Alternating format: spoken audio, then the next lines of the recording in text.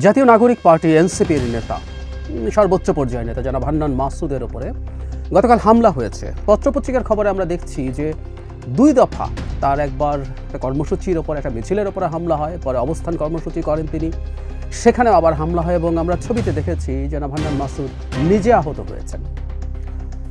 তাদের ভাষ্য মতে বিএনপি নামধারী লোকজন এই কাজ করেছে, তারা মিছিল নিয়ে এসেছিল এবং সেখান থেকে এই হামলার ঘটনা ঘটেছে। মানে হান্নান মাসুদের ওপরে হামলাকে আমরা কিভাবে দেখব, এবং এই প্রসঙ্গে আমরা একটা আলাপ একটু করতে চাই। বিএনপির নিচুর দিকে র্যাঙ্ক অ্যান্ড ফাইল যাদেরকে বলি আমরা, তারা সাধারণ নেতাকর্মীরা যারা আছেন, তারা বিদ্যমান পরিবর্তিত বাংলাদেশকে চিনতে পারছেন কিনা, জানতে পারছেন কিনা।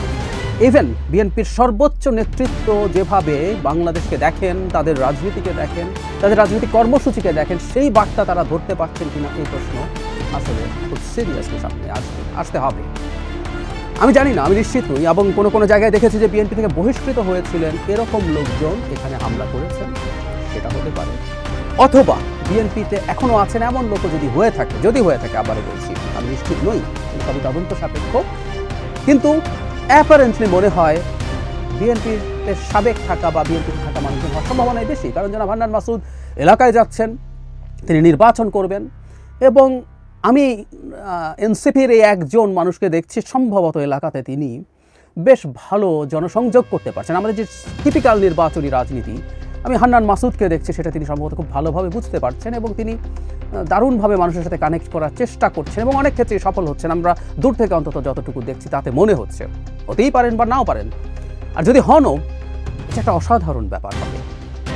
একটা দূর দ্বীপের একজন মানুষ, তিনি ঢাকা শহরে পড়তে এসছেন, একটা আন্দোলনে দুর্দান্ত রোল প্লে করেছেন, এবং যে কথাটা তিনি অনেকে তুচ্ছ তাচ্ছিল্য করছেন, হান্নানকে অনেকে তাচ্ছিল্য করেন, বিদ্রুপ করেন আমাদের কিছু সো-কল্ড ভদ্রলোক। কারণ হান্নান ঠিক ভদ্রলোকী ভাষায় কথা বলেন না।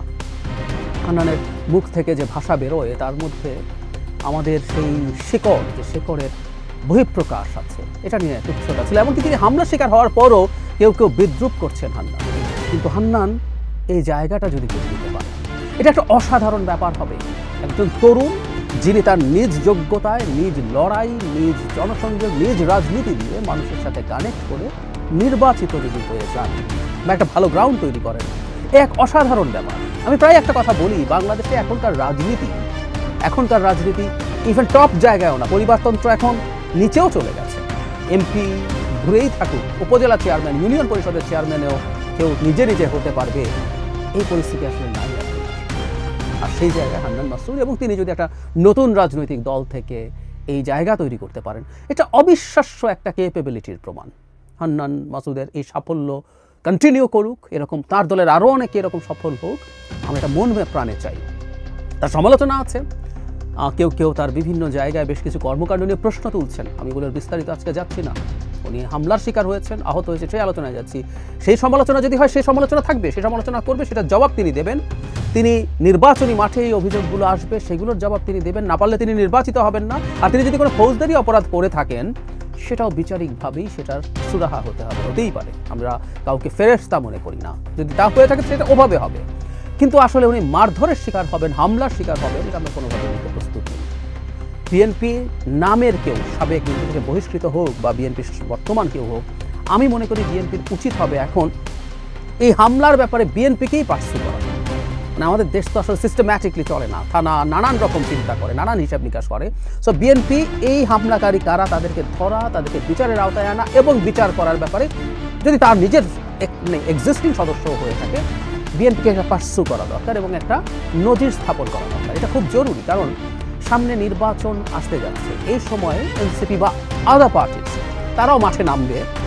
তখন যেটা হয়, বিভিন্ন আসনে থাকা লোকজন, বিএনপির নেতারা বহুদিন এমপি হন নাই, মন্ত্রী হন নাই, তাদের দীর্ঘ তৃষ্ণা আছে সেগুলো হওয়ার জন্য।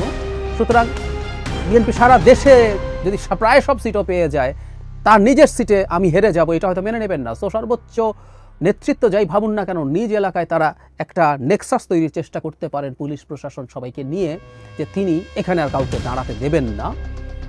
বিশেষ করে কেউ যদি সেরকম ট্র্যাকশন পেতে পারেন, তাকে আমরা দাঁড়াতে দেব না, তাকে আমরা হামলা করে আঘাত করে দূরে রাখার চেষ্টা করব। এই রকম পরিস্থিতির সামনে আরও সম্ভাবনা বাড়তে পারে।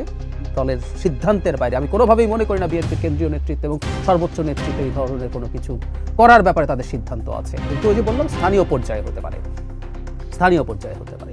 সুতরাং সেটা যদি হয়ে থাকে, এখনই এই একটা কেসকে বিএনপির উচিত একদম এক্সাম্পল হিসাবে সবার সামনে আনা।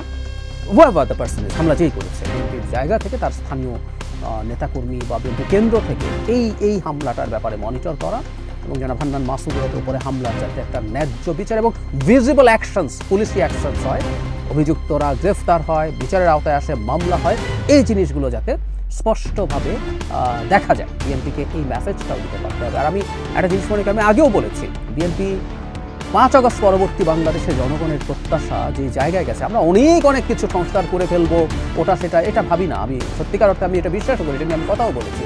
কিন্তু এই বাংলাদেশে আগের মতো মারো পেটাও রাজনীতি চলবে, এই বাংলাদেশে রেন্ট সেকিং চলবে, এই বাংলাদেশে যাতা করা যাবে আগের মতো করে, এই বার্তাটা বিএনপি এই পর্যায়ের কাছে পৌঁছতে হবে, বিএনপিকে এটা পৌঁছাতে হবে। এবং বিএনপির আন্তরিকতাও আছে, যারা এইসব জিনিস ভাঙছেন তাদের বিরুদ্ধে বিএনপি অ্যাকশন নিচ্ছেন, কিন্তু এটা টাফ হতে হবে। এটা মোটিভেট করে হোক, কোনো অ্যাকশনসের মাধ্যমে হোক, এক্সাম্পল তৈরি করতে হবে। কারণ না হয় সত্যিকার অর্থে বিএনপির রাজনীতি বাংলাদেশে খুব বড় প্রশ্নের মুখে পড়বে। এটা নতুন বাংলাদেশ, এটা বিএনপিকে বুঝতে হবে।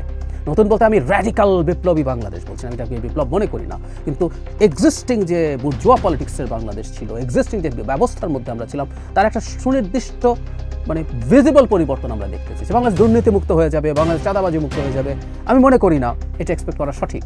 কিন্তু আগে যা হয়েছে, যেভাবে হয়েছে, পলিটিক্যাল ভায়োলেন্স যেভাবে হয়েছে, এগুলো অনেক কম মাত্রায় হতে হবে, এগুলো কমে আসতে হবে, ধাপে ধাপে কমার লক্ষণ দেখা দিতে হবে। না হয় সেই বাংলাদেশে আমরা কেউ থাকতে পছন্দ করবো না। সেই বাংলাদেশ শাসন করবে যে রাজনৈতিক দল, ক্ষমতায় থাকবে যে রাজনৈতিক দল, সে যদি সেগুলো